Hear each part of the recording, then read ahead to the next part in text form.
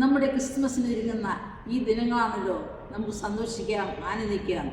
ദൈവവചനത്തിൽ കാണുന്ന ഒരു വാക്യം കൊണ്ട് വെളിപാട് 2:10 മരണം വരെ വിശ്വസ്തനായിരിക്കുക, നിനക്ക് ജീവന്റെ കിരീടം നിനക്ക് നൽകും എന്ന് വചനം നമ്മെ പഠിപ്പിക്കുന്നു.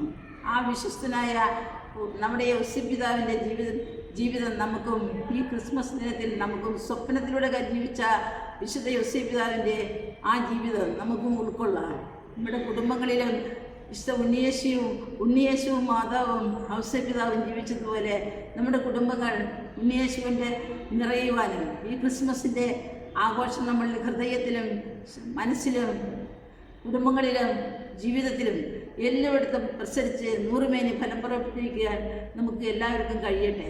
കുടുംബത്തിന് വിശ്വാസവും വിശ്വസ്തയും ഉണ്ടെങ്കിൽ മാത്രമേ കുടുംബജീവിതം ആസ്വാദകരമായി ജീവിക്കുവാൻ സാധിക്കുകയുള്ളൂ.